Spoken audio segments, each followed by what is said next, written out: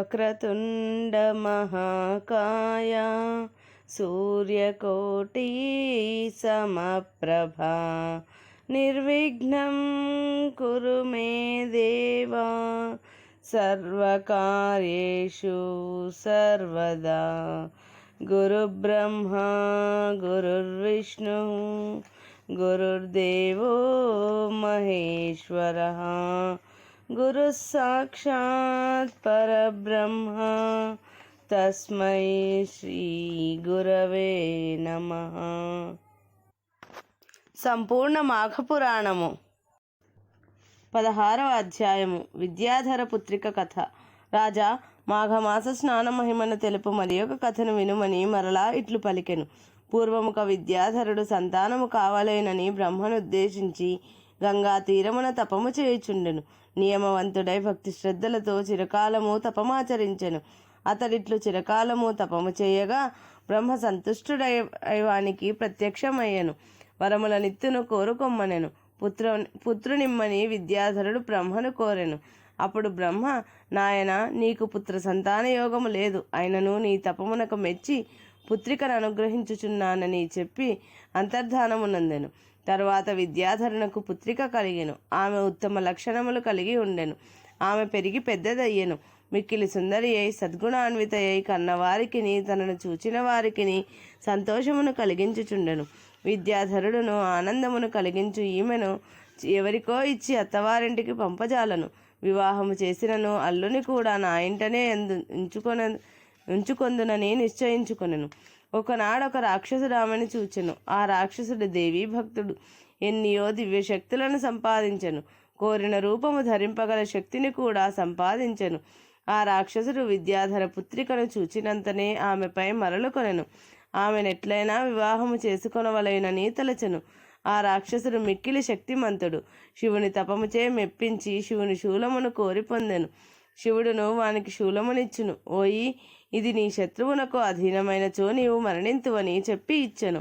వరగర్వితుడైన రాక్షసుడు, నన్ను మించిన శత్రువెవడు? నా ఆయుధమును శత్రువు నెట్లు చేరును అని తలచి వరదాన గర్వితుడై ఎవరినీ లెక్క చేయక ప్రవర్తించుచుండెను. అట్టి రాక్షసుడు విద్యాధర పుత్రికను చూచి, సుందరి, నన్ను వరించుమని అడిగెను. ఆమెయు నా తండ్రిని అడుగుమని చెప్పెను. రాక్షసుడును విద్యాధరుని వద్దకు పోయి వాని కుమార్తెనిచ్చి వివాహము చేయుమని కోరెను. విద్యాధరుడు వానికి తన కుమార్తెనిచ్చి వివాహము చేయుటకు తిరస్కరించెను. రాక్షసుడు చేయనది లేక మరలి వచ్చెను.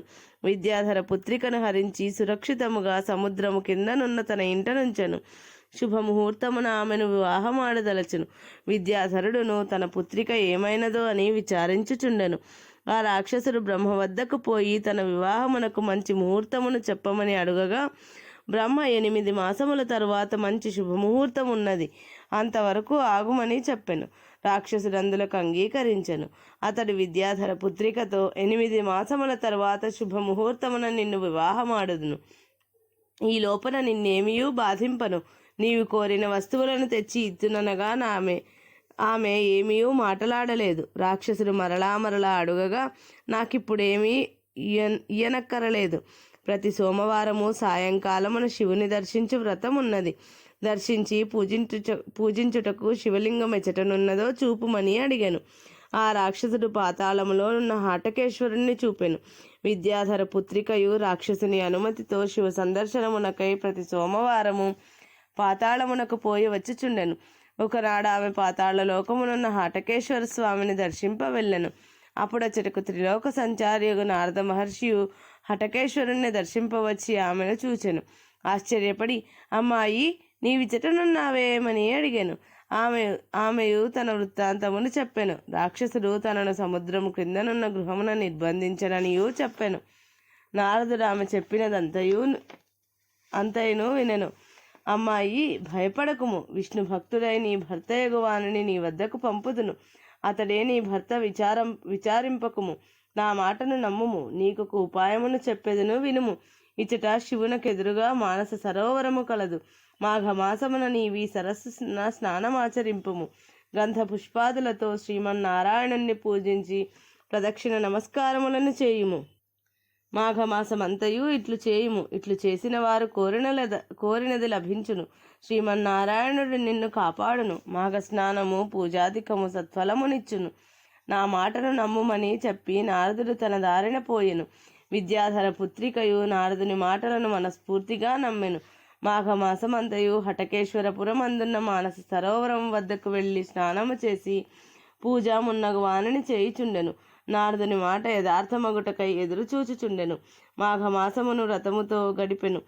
నారదుడు లోక సంచారము చేయుచు సౌరాష్ట్ర దేశమును పాలించుచున్న శ్రీ మహావిష్ణు భక్తుడగు హరిద్రథుడను మహారాజును చూచెను. ఆ రాజు సర్వకాల సర్వావస్థల యందును శ్రీ మహావిష్ణువును స్మరించుచుండును. అందరి యందును శ్రీమన్నారాయణునే దర్శించును. వారిని హరి అని ఆహ్వానించును. విష్ణువాయని పిలుచును. గోవిందాయని మాటలాడును. శ్రీకృష్ణాయనుచు వస్తువును స్వీకరించును. దామోదరాయనుచు భుజించును. కేశవాయనుచు నిద్రించును. నరసింహాయని స్మరించును. హృషికేశాయని మేల్కొనును. వామనాయనుచు తిరుగును. ఏ పని చేయుచున్నను, ఎవరితో మాటలాడుచున్నను, ఏదో ఒక విధముగా శ్రీమన్నారాయణుణ్ణి తలచును. ఇట్లు విష్ణు భావనా తన్మయుడైన హరిద్రథుని వద్దకు నారద మహర్షి వెళ్ళను. హరిద్రథుడును నారద మహర్షిని చూచి ఎదురు వచ్చి గౌరవించెను. తగిన ఆసనమున కూర్చుండబెట్టి అనేక ఉపచారములతో పూజించెను. నారదుడును రాజా విద్యాధర కన్యనొకదానిని వరగర్వితుడైన రాక్షసుడొకడు బలాత్కారముగా అపహరించి సముద్ర అంతర్గృహమున దాచి ఉంచినాడు. ఆ విద్యాధర కన్యక త్రిలోక సుందరి, సద్గుణశీలని, ఆమెను స్వీకరింపవలెను. భార్యగా ఆ రాక్షసుని వాని శూలముతోనే సంహరింపవలేను అని వానికి తగిన రీతిలో వివరించి నారదుడచ్చట నుండి లోక సంచారార్థము పోయెను. హరిద్రథుడును సముద్రం వద్దకు పోయెను. నారదుడు చెప్పినట్లుగా సముద్రము వానికి తనలోనికి వచ్చుటకు మార్గమునొసకెను. హరిద్రథుడును ఆ రాక్షస గృహమును చేరెను. ఆ సమయమున రాక్షసుడు ఇంట లేడు. అతడు వివాహ ముహూర్తమునకై బ్రహ్మ వద్దకు పోయెను. అతడు పోవుచు శూలముని ఇంటిలో నుంచి వెళ్ళెను. రాజు రాక్షసుని ఇంటనున్న శివుని శూలమును గ్రహించి ఉండెను. రాక్షసుడి ఇంటికి వచ్చినప్పటికీ తన శూలం పరహస్తగతమ అగుటను గమనించెను. ఆ రాజును చూచి ఇట్టి వానితో యుద్ధం చేసి మరణించినను మంచిదే అని తలచి హరిద్రథునితో యుద్ధము చేయ సిద్ధపడెను. రాక్షసుడు హరిద్రథుడు చాలా కాలం యుద్ధం చేసిరి. హరిద్రథుడు శివుని శూలమును ప్రయోగించి రాక్షసుని సంహరించెను. ఆ రాజు రాక్షసుని సంహరించి విద్యాధర పుత్రిక వద్దకు పోయెను. ఆమెయు నారదుని మాటను స్మృతికి తెచ్చుకొనెను. వారిని భర్తగా వరించెను. హరిద్రథుడును ఆమెను వివాహమాడెను. ఆ దంపతులను విష్ణు భక్తులై విష్ణు పూజను మాఘమాస స్నానమును మానక చేయుచుండిరి. చిరకాలము సుఖశాంతులతో శుభలాభములతో జీవితమును గడిపి శ్రీహరి సాన్నిధ్యమును చేరిడి అని వశిష్ఠుడు మాఘ స్నాన మహిమను దిలీపునకు వివరించెను. ఇది మాఘపురాణం 16వ రోజు పారాయణం 16వ అధ్యాయము సంపూర్ణం.